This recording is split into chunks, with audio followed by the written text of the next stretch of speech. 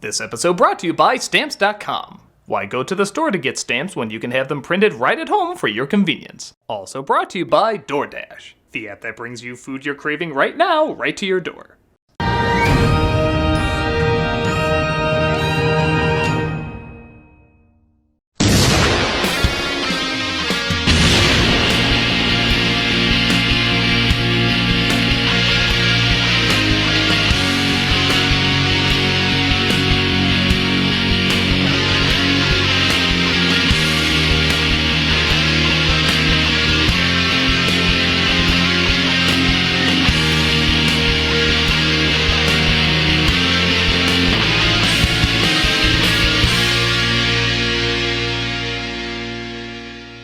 Hello, I'm the Nostalgia Critic. I remember it so you don't have to.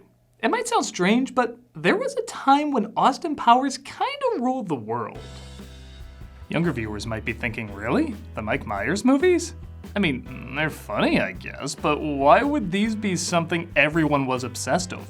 Keep in mind, at this character's height, one of his movies was the third highest grossing film of the year, beating out Toy Story 2, The Matrix, and even a Bond film, which is one of the franchises the comedy satirize. So what was it that made what seemed like such a niche film series into a surprise blockbuster phenomenon, and why are we maybe a little thankful that it's over?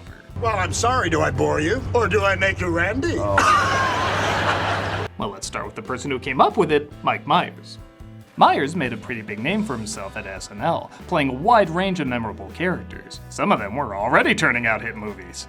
While he was popular, though, you couldn't quite say he was a megastar yet. There was a fear that his material might be too focused on too specific an audience. Yes, Wayne's World did great, but So I Married an Axe Murderer, not as much. That was the fear when he released Austin Powers' International Man of Mystery in 1997. The film was a satire of spy flicks from the 60s. Films like In Like Flynn, Casino Royale. Definitely not that one, though it would be fun to see Woody Allen in this predicament. In fact, the film was almost a parody of parodies of James Bond. Again, a seemingly very specific audience to hit. The movie was about a British spy in the 60s, played by Myers, who has to chase his arch nemesis, Dr. Evil, also played by Myers, to the future to stop him from taking over the world. Do people even remember that anymore? This brings him to the 90s, where you know the story even if you don't know the story. They don't fit in, resulting in haha. Only sailors use condoms, baby. Not in the 90s, Austin. Well, they should, those filthy beggars. They go from port to port. There's a few things to keep in mind when this movie came out. One is, outside of James Bond, the mass public weren't that familiar with the style of film being satirized. Yes, In Like Flint is known, but you didn't really see teens flocking to releases of it.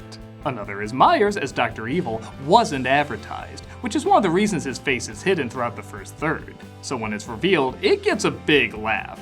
And as many have pointed out, he's debatably much funnier than Powers because where some things don't go his way, nothing goes Dr. Evil's way. Including his out-of-nowhere and wonderfully awkward relationship with his son, played by Seth Green. I really think he wants to kill me. We don't want to kill each other.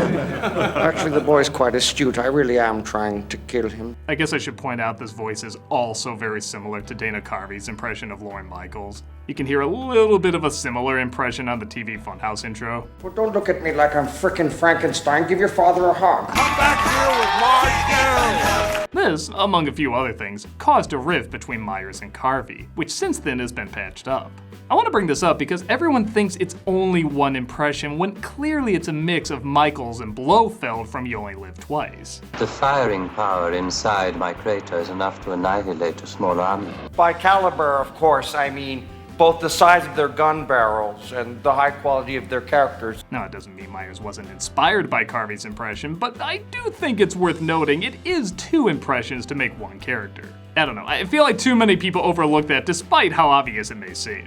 Another thing to point out, despite a lot of critics enjoying it, a lot of them did point out, Myers sure does like his poo-poo and pee-pee humor. How dare you break wind before me? I didn't know it was your turn.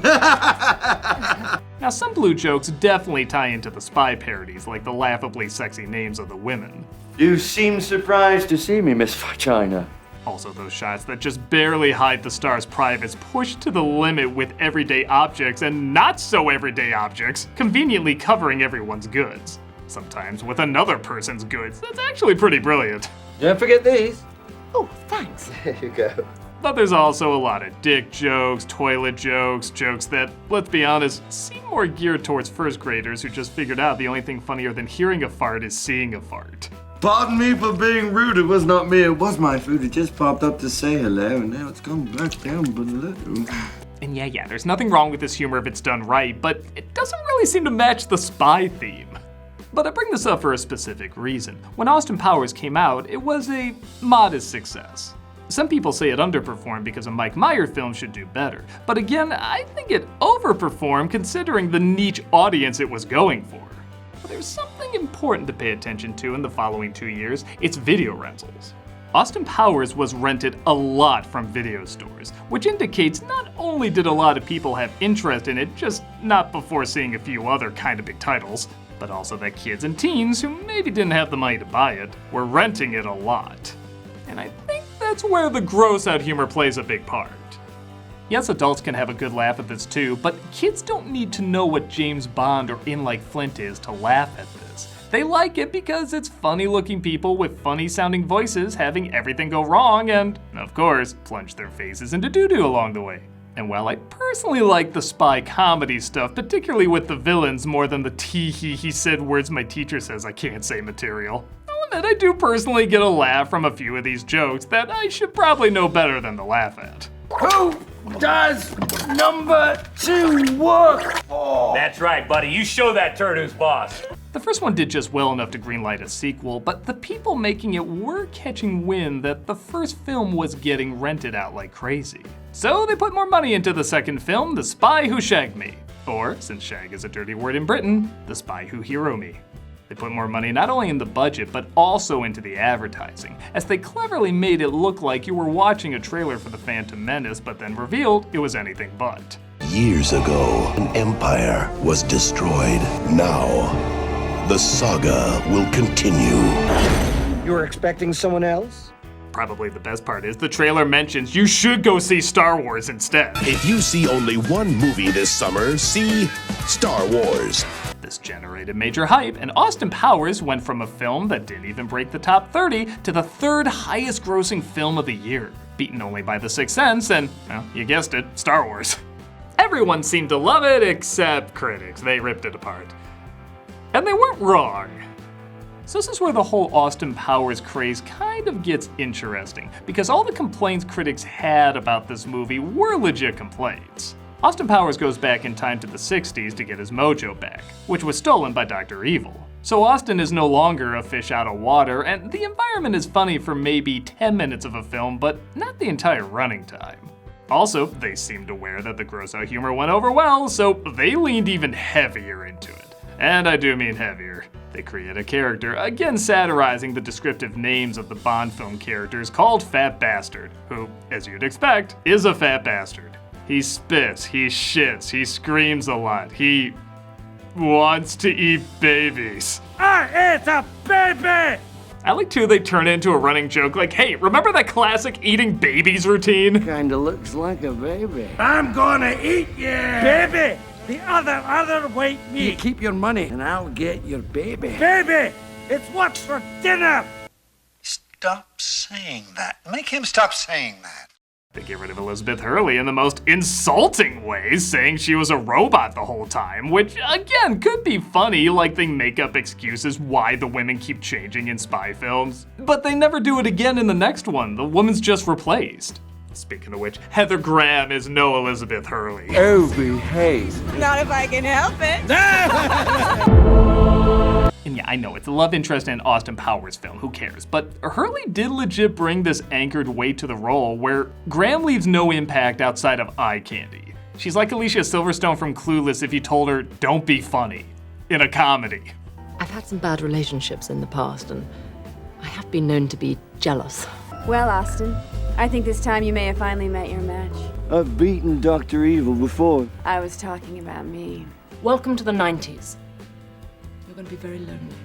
I must have said something wrong, so he just left all of a sudden. For what's obviously supposed to be a forgettable role, Hurley made it memorable, and Graham made it even more forgettable. I did what I had to do. I'm a secret agent. I think I want to skip over this part too. That's not all to say, there weren't some really clever moments. Cloning Dr. Evil 1/8 his size, resulting in Mini-Me, was pretty great. They also perfectly captured the zeitgeist of the time. With Dr. Evil appearing on Jerry Springer, singing Just the Two of Us, even some of the dirtier jokes were pretty good, as it cuts to people talking in different parts of conversations that just happen to describe what a giant dick ship looks like. Looks like a huge pecker! Oh, where? Wait, that's not a woodpecker, it looks like someone's private! But yeah, you gotta sit through a lot of shit drinking, improv that was probably funny on set but not really in a movie, and jokes saying, get it? We know it's not funny, in a way that really needed a Norm Macdonald to help out. Maiden name Spitz. Well, which is it, baby? Spitz or swallows? But here's the thing. Austin Powers is kinda like that college friend who made everybody laugh, suddenly making it big. Even if he's doing what you know isn't his best material, you're just so glad other people are recognizing it. I know a lot of the jokes in this film weren't that great, but I love seeing everyone come together and laugh at something that felt like an inside joke everybody was in on. The original Austin Powers wasn't a huge hit, it was slowly discovered, and we liked discovering it. And the people in the theater were ready to see something silly they discovered be silly again. So I think a lot of us gave it some leeway. Even the jokes that don't work are kind of so awkward they work their way around to being funny again, like Hurley's death and that bizarre baby eating bit. The fact that these are never mentioned again in future Austin Power properties kind of makes them even more uncomfortably strange. Like, I have to laugh because I don't know how else to react to them. And laugh people sure did. As you'd imagine, everyone was quoting the movies, wearing the costumes, doing the voices. People couldn't get enough of Austin Powers. Until they did.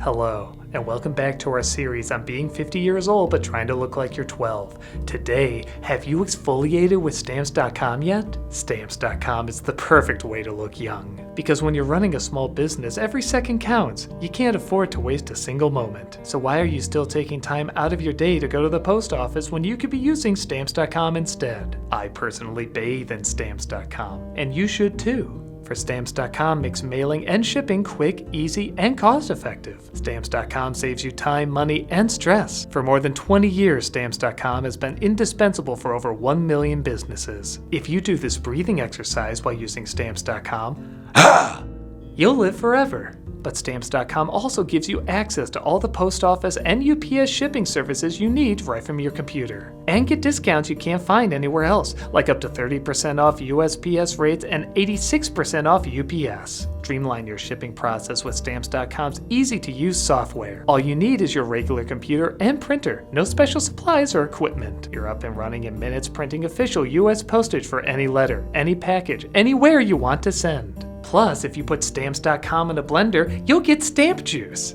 I love stamp juice. It does nothing for your health, but I love stamp juice. Plus, Stamps.com seamlessly works with Shopify, Amazon, Etsy, eBay, and more. So whether you're an office sending invoices, an Etsy shop sending your products, or a warehouse shipping out orders, Stamps.com is your mailing and shipping solution. Stop wasting time and start saving money when you use Stamps.com to mail and ship. Sign up at Stamps.com/nostalgia for a special offer that includes a 4-week free trial, plus free postage and a digital scale. No long-term commitments or contracts. Just go to Stamps.com/nostalgia. My fourth eye in the back of my forehead is telling me I should eat today, and I know what I'm going to use for that. Stamps.com. Just kidding, DoorDash. This past year has taught us to savor every moment together. Spend less time prepping and cooking and more time with people you love. Get what you want to eat right now and right to your door with DoorDash. Along with the restaurants you love, you can get groceries and other essential items delivered with DoorDash. Get drinks, snacks, and other household items in under an hour. You can also get a particular skin cream that if you apply to yourself, you'll see new colors. I'm particularly fond of the color New Invisible. It's like original Invisible, only with more layers. Craving late night ice cream? Forget that one key ingredient for dinner, or maybe you just need to stock up for the week. With DoorDash, get everything in one app. With over 300,000 partners, you can support your neighborhood go-tos or choose from your favorite national restaurants like Popeyes, Chipotle, and Cheesecake Factory. Ordering is easy and your items will be left safely outside your door when you choose contactless delivery drop-off. There's also a deal. I have nothing fine to say with that one. When the camera's on me, I have to say something funny. For a limited time, our viewers can get 25% off and 0 delivery fees on their first order of $15 or more when you download the DoorDash app and enter the code Nostalgia. That's 25% off and up to $10 value and 0 delivery fees on your first order when you download the DoorDash app in the App Store and enter the code Nostalgia. Don't forget that's code Nostalgia for 25% off your first order with DoorDash. Subject to change, terms apply. I've been some person with pleasant music saying, you should listen to me because I have pleasant music. Now I disappear. Disappear, disappear, disappear, disappear.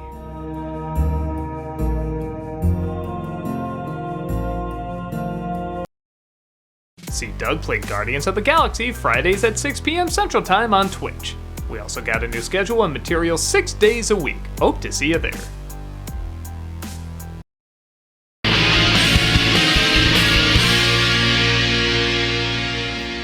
In 2002, Mike Myers was arguably at the height of his career. Austin Powers 2 was a smash hit, Shrek came out, starting its own franchise. Everywhere he went, people were cheering and laughing at his jokes, so clearly a third Austin Powers was in the works.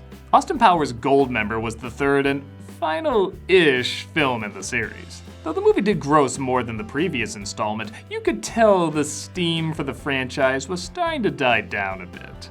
Don't get me wrong, it was one of the top 10 highest grossing films of the year, but it was the lower top 10. Clearly other franchises were starting to take people's attention away. With that said, the film did seem a little better than the last one, but not by much. Audiences went, they laughed, and then forgot about it shortly after. Now make no mistake, for many comedies, getting a laugh is enough, especially if you're one of Myers' later films. But it was clear this didn't have the hold on people it used to. Probably the best and worst part is the very opening, where tons of celebrities play the Austin Powers roles in the film version Steven Spielberg is directing. Tom Cruise, Gwyneth Paltrow, Danny DeVito, Kevin Spacey, playing the appropriately titled evil? It was funny, but it showed the films weren't really an inside joke anymore. It was something big names wanted to be in just so they could be in it. And half the time, they didn't even know what to do with them. Michael Caine plays his father, and he does very little. Beyoncé plays a parody of blaxploitation films, and she does very little. Even the title character, Goldmember, seems to have no identity outside of Michael Myers doing a funny voice. Hey everybody, I'm from Holland. Isn't that weird? Yes. A lot of these scenes exist almost because it feels like they have to now. Myers has to play an additional part. Something has to have Dr. Evil's face on it. A song sequence has to happen with Mini-Me now. All of these worked in the past because it was taking a small, clever joke and running with it. Like the song in the last one worked because it was playing up his obsession with himself, even if it was a smaller version of himself, even over his own son. Now, it's just here because it was in the last one. But again though, the film isn't without its really funny moments. In this one, he travels to the 70s, and there's a great bit where it mocks how poorly subtitles used to stand out against other white objects on screen. That's actually pretty damn observant. Dr. Evil's son trying to make amends, now making Mini-Me the odd one out, is pretty funny. There's even a pretty good reveal about Austin and Dr. Evil at the end that makes so much sense, I'm almost wondering why they didn't work Fat Bastard and Goldmember into it too. But for the most part, the laughs in the movie were YouTube clips. Something you type in to get a quick laugh and say, yeah, maybe I'll check that movie out, and usually never do. It's almost like they were aware of this, as there's literally an entire section where we cut to them in school for a good chunk of the running time. Either that or they were trying to get a spin-off series going, I'm not sure. And yeah, how many times has someone responded to a comment with this clip? How about no?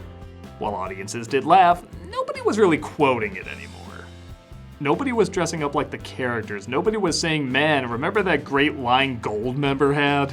Or, as Frasier put it, you realize that the Austin Powers craze is completely over?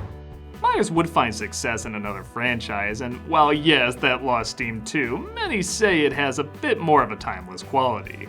It did reach a point though where returning to the characters brings up nostalgic memories for people, remembering the times when Austin Powers really was everywhere, and gave people a lot of good laughs. Looking back, I guess I think what a lot of people think, they're decent enough comedies. It's funny the first film is about Austin going into a time capsule because that's really what the films are. They're time capsules of going on Springer, singing a Will Smith song, bumping into Britney Spears after leaving Elizabeth Hurley for Heather Graham, while Beyonce stays relevant. Yeah, not all the jokes work, but the ones that do are really funny and do stick with you. They're the equivalent of the Despicable Me or Minions movies. They're not really great, but there is a relaxing turn-your-brain-off charm to them that isn't insultingly dumb, but just the right amount of dumb. It's the kind of dumb that has a little bit of a mind to it, and even a bit of a uniqueness for what they're satirizing, the time they're satirizing it, and the specific way they're satirizing it. I guess it's a strange thing to become a craze, but I don't know. I can think of far worse movie crazes to get sick of. This one at least had some clever writing to go along with it. I guess it was the right franchise at the right time, ironically making fun of another right franchise at the right time. I can't act like these are timeless masterpieces, but I don't think they need to be. They just need to be a funny escape for a few hours, and it clearly did that at the perfect time, with the perfect crowd. I'm the Nostalgia Critic. I remember it so you don't have to. You know, we have to stop. Hey everybody, Cameo for Charity is still going great, and all through the month of July, we're doing Raise a Child. Raise a Child is the nationwide leader in the recruitment and support of all prospective parents. They host free information events and parent matching events to help support growing families, and through the process of fostering and fostering to adopt, they offer resources and guidance. So if you want a cameo from me saying happy birthday or good luck or whatever, just click on the link below and the money won't be going to me, it'll be going to this wonderful organization. And even if you're like, screw your face, I don't want a cameo from you at all, well at least give this organization a look. It's got a great rating on Charity Navigator and it's well worth your time. Click on the link and check it out.